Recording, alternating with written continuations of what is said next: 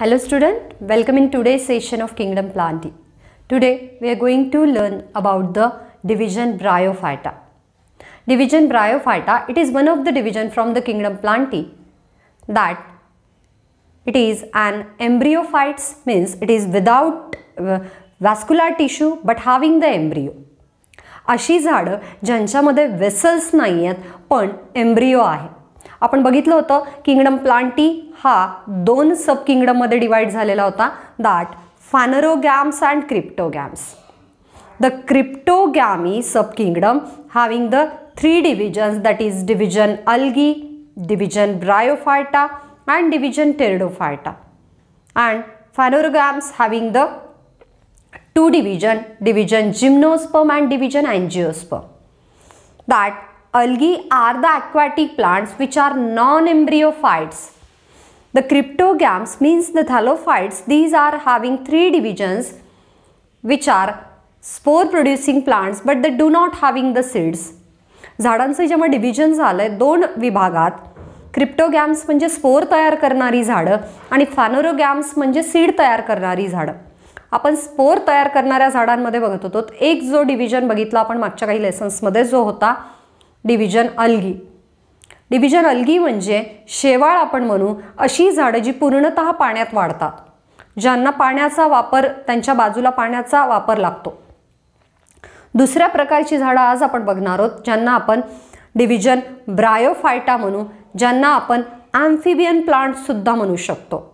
These are embryophytes. Embryo तयार होतो यांच्यामध्ये पण वास्कुलर टिश्यू अब्सेंट असणारी झाडं.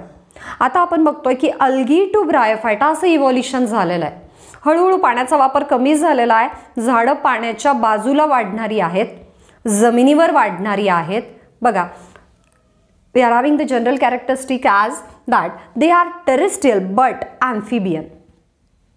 बघा, ती जमिनीवर वाढतायत पण ती पाण्यात पण राहतात पण जमिनीवर पण राहतात.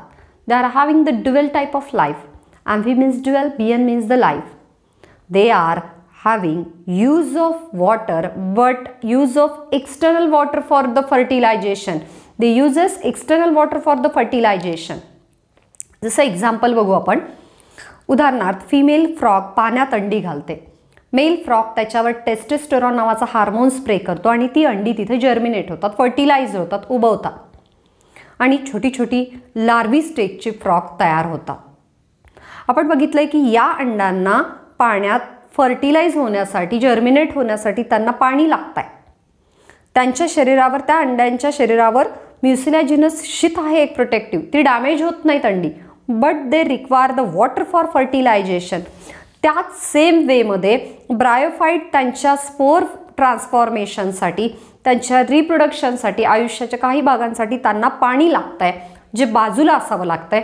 त्यामुळे त्यांना आपण काय म्हणूयात, they are living on land as well as they are requiring water for the fertilization. Therefore these plants are known as amphibian plants. Means ते जमिनीवर तर राहत आहेत त्यामुळे त्यांना टेरेस्ट्रियल प्लांट म्हणू, पण त्यानंतर ते पाण्याच्या संपर्कात सुद्धा वाढतात, त्यांना पाणी लागतंय जीवनाच्या काही स्टेप्स पूर्ण करण्यासाठी, म्हणून त्यांना आपण काय म्हणूयात, ॲम्फिबियन प्लांट सुद्धा म्हणूयात. ओके, देन त्याचं हॅबिटॅट बघूयात आपण. ब्रायोफाईट कुठे वाढतात तर ते थंड अशा जागी वाढतील.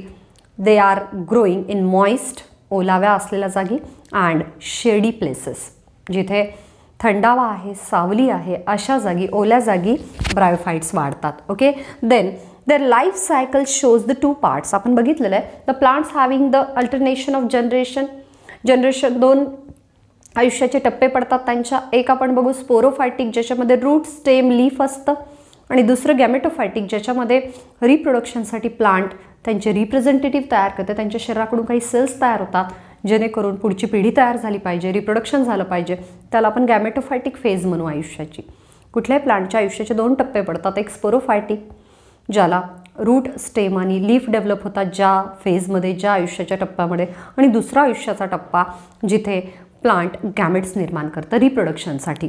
तर आपण बघू, एक स्पोरोफायटिक जनरेशन आहे आणि एक गॅमेटोफायटिक जनरेशन आहे. हे एकमेकांना अल्टरनेटिव्हली फेस करतं. there is a appearance of sporophytic and gametophytic generation one after another simultaneously, that is called as alternation of generation. एकानंतर एक त्यांच्या आयुष्यात जी टप्पे येतात झाडाच्या, जसं एखादा ऑर्गॅनिझम मोठा होतो, रिप्रोडक्शनच्या लायक होतो, तो त्याच्यापासून नवीन पिढी तयार करतो, पुन्हा तो म्हातारा होऊन मरून जातो, पुन्हा नवीन पिढी मोठी होते, रिप्रोडक्शनच्या लायक होते. इन दॅट सेम वे प्लांटच्या आयुष्यात दोन टप्पे येतात, स्पोरोफायटिक आणि गॅमेटोफायटिक. एकानंतर एक टप्पे चालत असतात, त्याला आपण अल्टरनेशन ऑफ जनरेशन म्हणतो. ओके, देन आपण म्हणूयात व्हेजिटेटिव्ह पार्ट काय असतात झाडाचे, जे भाग झाडाच्या वाढीसाठी आणि न्यूट्रिशनसाठी यूज होतात, ग्रोथ आणि न्यूट्रिशनसाठी, ग्रोथ आणि डेव्हलपमेंटसाठी, त्यांना आपण व्हेजिटेटिव्ह प्लांट बॉडी म्हणतो. तर व्हेजिटेटिव्ह प्लांट बॉडी कशी आहे, थॅलॉइड आहे. जेव्हा झाडाला रूट, स्टेम, लीफ असतं, म्हणजेच आपण म्हणू की मुळं असतात, खोड असतं आणि व्यवस्थित पानांची डेव्हलपमेंट झालेली असते, तेव्हा आपण त्याला इरेक्ट प्लांट बॉडी, उभी असलेली प्लांट बॉडी म्हणू. आणि फ्लॅटन प्लांट बॉडी असेल, चपटी प्लांट बॉडी असेल अलगीसारखी, तर आपण त्याला थॅलॉइड म्हणू. जर स्टेम, लीफ आणि रूट व्यवस्थितपणे डेव्हलप झालेले नसतील तर प्लांट बॉडी कशी असते, थॅलॉइड असते. ब्रायोफाईटमध्ये प्लांट बॉडी फ्लॅट पण आहे, प्रोस्टेट पण आहे आणि इरेक्ट पण आहे. छोटी छोटी ओल्या भिंतीवर जेव्हा आपल्याला एक वेल्वेटसारखं स्ट्रक्चर दिसतं, ते अल्गी नसतं, ते शेवाळ नसतं, तर ते ब्रायोफाईट असतात. जर आपण लेन्सनी पाहिलं झूम करून बारीक, तर आपल्याला छोटे छोटे ब्रायोफाईट्स उगवलेले दिसतात.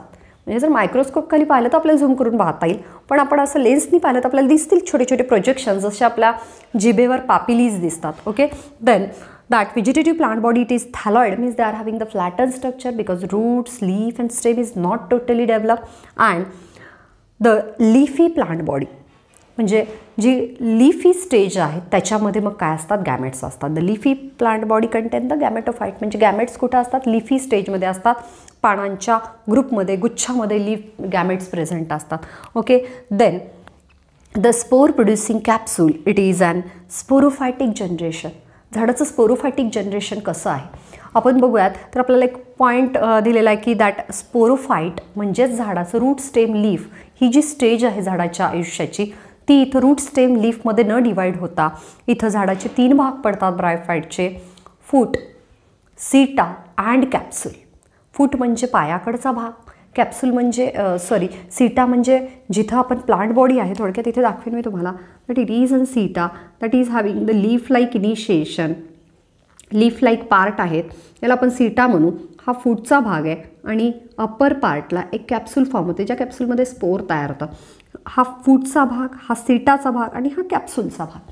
The sporophyte of bryophyte, it is divided into foot, seta and capsule, not in the root, stem and leaf. इथं रूट, स्टेम, लीफ नाही आहे, तर इथं फूट, सीटा, कॅप्सूल आहे, थोडंसं डेव्हलप स्टेजेसमध्ये.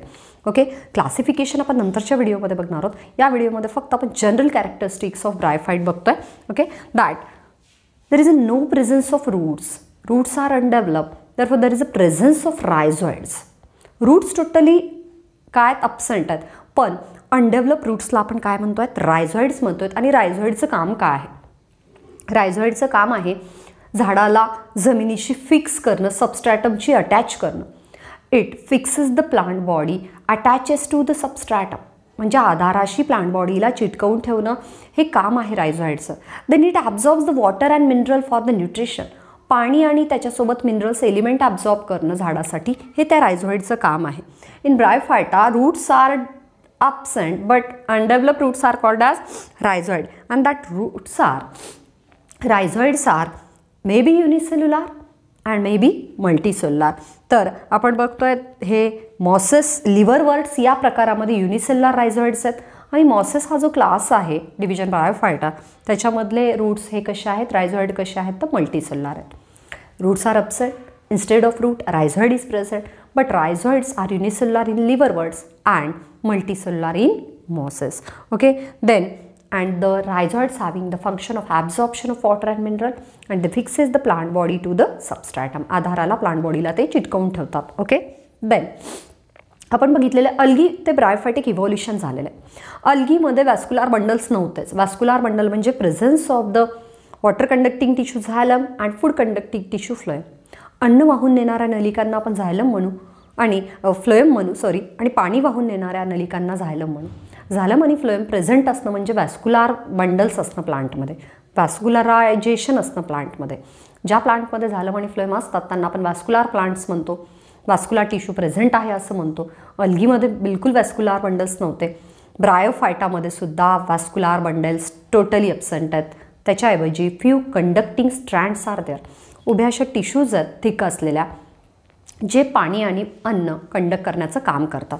अल्गीमध्ये हे कंडक्ट करण्याचं काम बिलकुल नव्हतं, कारण तिथेच पाणी ॲब्झॉर्ब व्हायचं, डायरेक्ट सेल टू सेल पाण्याशी कॉन्टॅक्ट होता. ओके, आणि तिथेच अन्न पण तयार व्हायचं. तर डिफ्युजन आणि ऑस्मोसिसनी सगळ्या प्रक्रिया चालायच्या.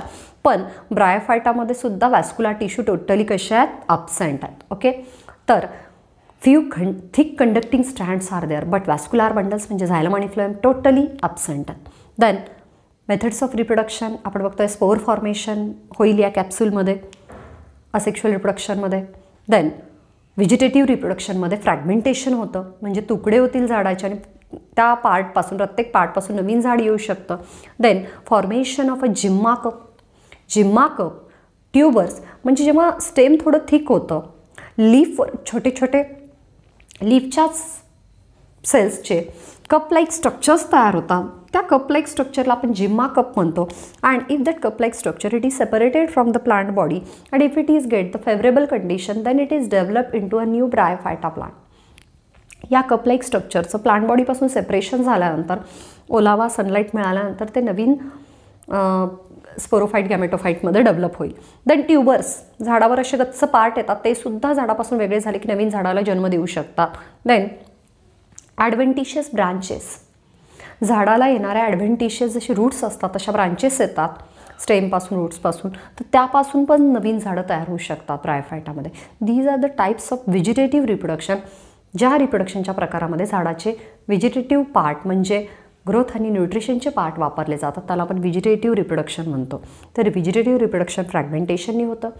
जिम्मा कप, ट्यूबर, ॲडव्हेंटिशियस ब्रांचेस यांनीसुद्धा व्हेजिटेटिव्ह रिप्रोडक्शन होतं. Okay, then sporophyte it is an parasite over the gametophyte. आपण बघितलं लिफी स्टेज म्हणजे गॅमेटोफायटिक स्टेज आहे. स्पोरोफाईट म्हणजे फूड, सीट आणि कॅप्सूल डेव्हलपमेंट आहे. तर ही जे स्पोरोफाईट आहे ते लीफवर पॅरासिटिकसारखं राहतं. Parasites are the organism which are depend upon the other organism, may be plant or animal. पण ही स्पोरोफायटिक अवस्था कुठली ब्रायोफायटाची, ही त्याच्या लिफी स्टेजवर डिपेंड राहते. म्हणजे स्पोरोफाईट त्याच झाडाच्या गॅमेटोफायटिक स्टेजवर अवलंबून असतं, लीफवर अवलंबून असतं, म्हणून आपण त्याला पॅरासिटिक म्हणतो.